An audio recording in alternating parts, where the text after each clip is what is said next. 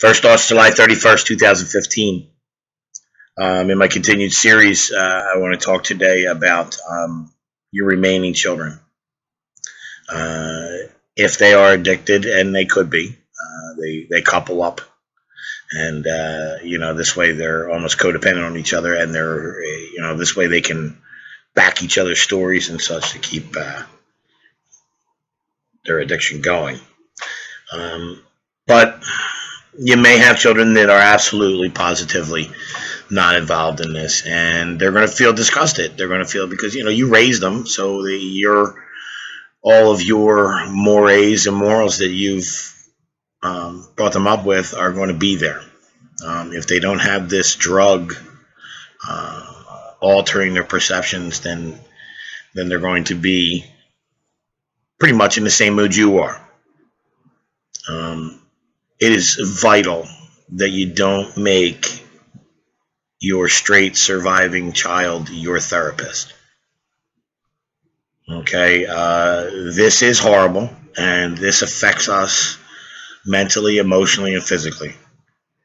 And it's always good to talk about it, and I mean that. Talk about it to friends, talk to other parents of addicts. Sit your child down and explain to them what's going on. If they don't know, they may know, and they may not have told you.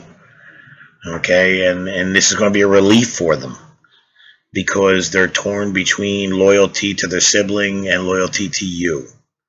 They're afraid if they do tell you that brother or sister will never confide in them again, and they betrayed them beyond betrayal. So once the cat's out of the bag, they're probably going to be relieved. All right, now they have two roads they can take. They can be supportive, and they can be there for their sibling, and not judge. I hate that. But or they can also just throw their hands in the air and walk away. Okay, let your child make up their own mind. All right, don't try and influence that. That's all on them. This isn't the relationship between you and them. This is a relationship between them and their sibling. And if they're frustrated and they just say, no, I'm done with this, there's a certain amount of comfort in that, because you know that child is safe, and that child is on leading their life. So, as long as there is empathy and compassion, there's an opportunity for them to say, let me see what this is all about. There's a sad but true loop we get stuck in. And, when we'll have a family dinner, and once the addict's out of the room, the discussion always leads back to them. Like the prodigal son, they need the most attention, but you're taking the attention away from your other children and doling it out to them, to the addict, and that's not fair. They're living their life the right way. Make sure that the conversations, they just all seem to gravitate towards the problem, no matter what. Because the addict is your child, and they're on your mind constantly. And the problem won't go away, so you have to solve it.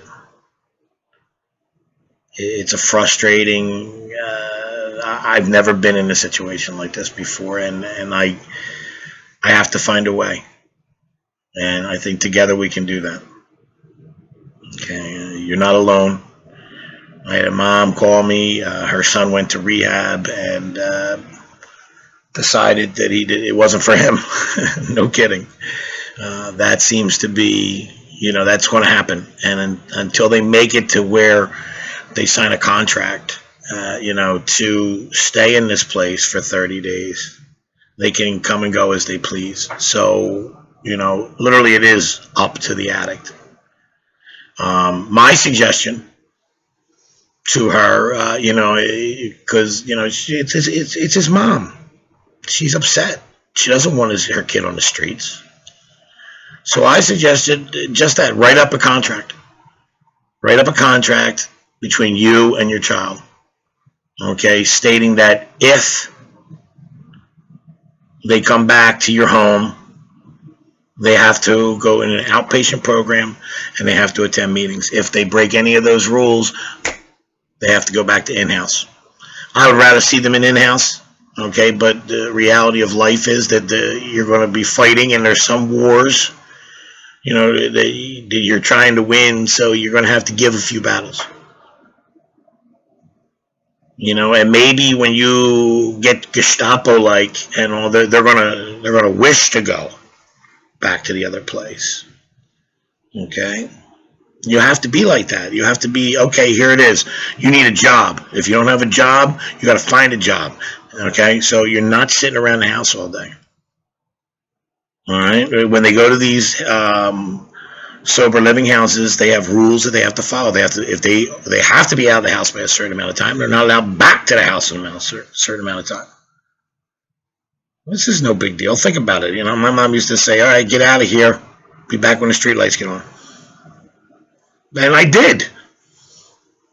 Okay, and I had fun. I learned all kinds of cool stuff and friendships and all. So, it's you're not hurting your kid. They have to go to a meeting.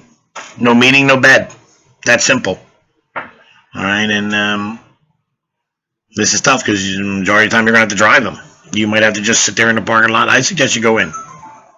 Keep an eye on what's going on. You have to sit right next to them. Trust me, they'll gravitate somewhere. And you just stay in the back and watch.